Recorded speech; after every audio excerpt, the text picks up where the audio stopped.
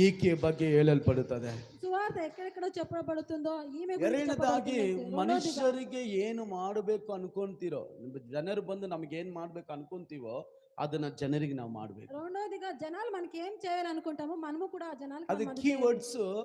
ಲೂಕನ ಸುವಾರ್ತೆ 6:31 ಹೇಳ್ತದೆ, ಜನರಿಗೆ ನೀವು ಏನ್ ಮಾಡ್ತೀರೋ ಅದನ್ನು ನಿಮಗೂ ಮಾಡ್ತಾರೆ. లోక 6:31 ఇలా చెప్తుంది, జనాలు మీకు ఏం చేయాలి అనుకుంటారో ನಂಬರ್ మీరు ಟೂ అది చేయండి అనేసి. ನಂಬರ್ ಟೂ ಅಂಶಗಳು ಏನಂದ್ರೆ, ಎರಡನೇ ಪಾಯಿಂಟ್ ಏನಂದ್ರೆ, ನೀನು ಏನು ನೀ ಜನರಿಂದ ಏನು ಹೊಂದ್ಕೋಬೇಕು ಅಂತ ಅನ್ಕೊಂತೀಯೋ ಅದನ್ನ ಜನರಿಗೆ ಮಾಡು. రెండోదిగా ఇలా చెప్తుంది, మీరు జనాలకి ఏం పొందుకోవాలో అనుకుంటారో అది మీరు జనాలకు చేయండి అని. ನೀವು ಜನರಿಗೆ ಮಾಡ್ರಿ. మీరు జనాలకు చేయండి. ದೇವರ ವಾಕ್ಯ ಹೇಳ್ತದೆ, ನೀನು ಏನ್ ಜನರು ನಿನ್ನಿಂದ ಏನ್ ಅಪೇಕ್ಷಿಸ್ತೀಯೋ ಅದನ್ನೇ ನೀನು ಮಾಡು. జనాల నుంచి నువ్వు ఏం ಈಗ అపేక్షిస్తావో ನಾಲ್ಕು ಜನ ನಿನಗೆ ಗೌರವಿಸಬೇಕಾದ್ರೆ ನೀನ್ ಜನರಿಗೆ ಮಾಡೋದನ್ನ. నలుగురు నన్ను గౌరవించాలి అని ನಾಲ್ಕು ಜನ